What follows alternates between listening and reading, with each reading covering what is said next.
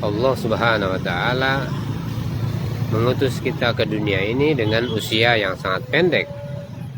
Dengan usia yang sangat singkat, kita diperintahkan untuk meraih dan membangun kehidupan akhirat yang selama-lamanya. Hendaknya merasa sebagai umat Rasulullah SAW, bukan sebagai yang lain. Rasulullah SAW adalah Nabi yang terakhir yang diutus untuk seluruh manusia ke seluruh alam hingga hari kiamat.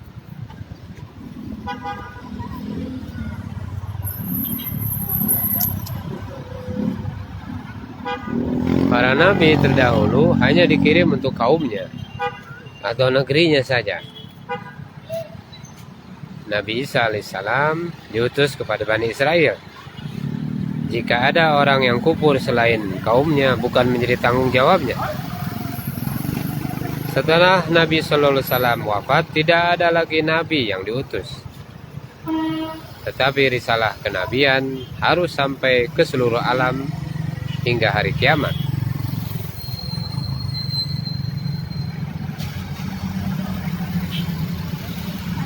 Maka sebagai umat Rasulullah Sallallahu Alaihi Wasallam berkewajiban untuk meneruskan tugas ini, menyampaikan agama ke seluruh dunia, bagaimanapun keadaannya, tua, muda, sehat, sakit, kaya, miskin, pejabat, rakyat, pandai ataupun awam, lelaki atau perempuan.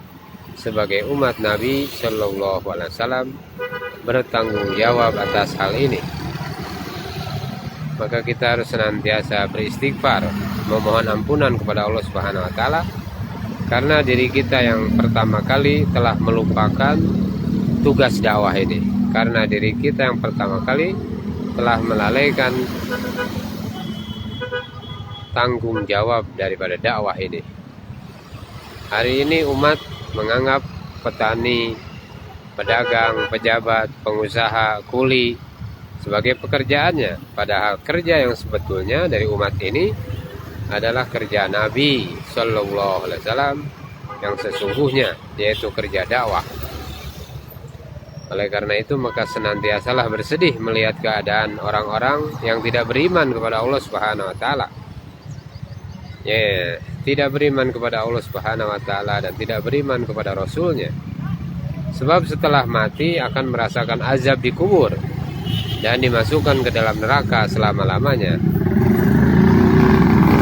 Tandanya niat dalam usaha dakwah seperti niatnya Rasulullah SAW untuk umat di seluruh alam, di seluruh dunia ini, menjalankan dakwah, menjalankan usaha dengan hikmah dan kasih sayang. Jika niat seperti Rasulullah SAW, maka setiap hari, setiap pembicaraan kita, pembicaraan dakwah, doa, dan ibadah lainnya akan mendapatkan pahala seluruh alam, mendapatkan pahala seluruh dunia. Mendirikan sholat akan mendapatkan pahala, tapi mengajak orang lain untuk mendirikan sholat akan mendapatkan ganjaran yang lebih besar dari Allah Subhanahu wa Ta'ala. Maka tingkatkanlah niat dari seorang da'i menjadi seorang naib, penerus usaha Nabi Sallallahu Alaihi Wasallam yang mengajak satu orang untuk taat kepada Allah Subhanahu wa Ta'ala adalah sebagai da'i. Tetapi yang dikehendaki bukan hanya da'i, tetapi naibnya Nabi Sallallahu Alaihi Wasallam.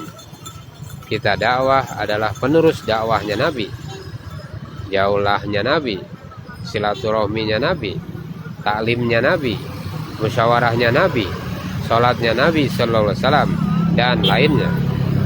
Sehingga ketika niat untuk meneruskan sholat Nabi Sallallahu Alaihi Wasallam, maka Allah Subhanahu wa Ta'ala akan sempurnakan sholat kita seperti sholatnya Nabi Sallallahu Alaihi Wasallam. Derajat sholatnya, kehusuan sholatnya, tertib sholatnya, dan lain-lainnya. Niatlah yang tinggi, karena nanti akan dibangkitkan sesuai dengan yang diniatkan. Seseorang yang berniat untuk menjadi hafiz, namun sebelum menjadi hafiz meninggal dunia, maka kelak akan dibangkitkan bersama para hafiz. Jika berniat untuk memahami Al-Quran dan menyebarkannya ke seluruh manusia, maka Allah Subhanahu wa Ta'ala akan menanamkan Al-Quran dan memudahkan menyebarkannya ke seluruh alam. Allah Subhanahu wa Ta'ala sesuai dengan persangkaan hambanya, jika merasa sebagai penerus usaha Nabi Sallallahu Alaihi Wasallam, maka Allah Subhanahu wa Ta'ala akan sempurnakan niat kita, sebagaimana Allah Subhanahu wa Ta'ala akan menyempurnakan amal seseorang sesuai dengan niatnya. Apabila buat kerja yang sama dengan kerjanya Rasulullah Sallallahu Alaihi Wasallam, maka Allah Subhanahu wa Ta'ala akan memberikan pertolongan kepada kita, sebagaimana pertolongan yang diberikan kepada Rasulullah Sallallahu Alaihi Wasallam, dan doa-doa kita menjadi makbul, sehingga masalah-masalah kita diselesaikan oleh Allah Subhanahu wa Ta'ala.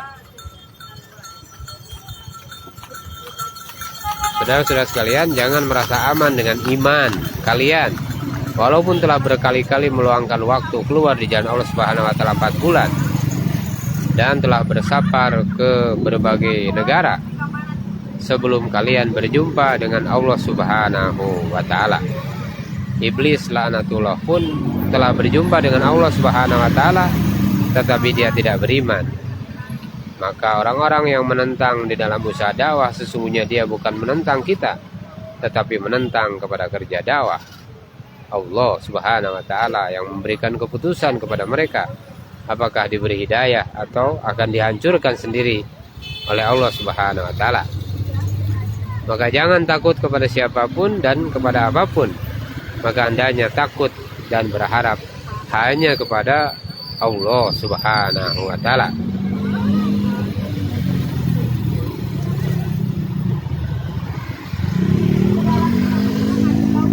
Mudah-mudahan apa yang saya sampaikan di siang ini bermanfaat bagi pemeliharaan iman dan amal kita, insyaallah. Subhanallah bihamdihi, subhanakallahumma wa bihamdika, asyhadu an la ilaha illa anta, astaghfiruka wa atubu ilaik.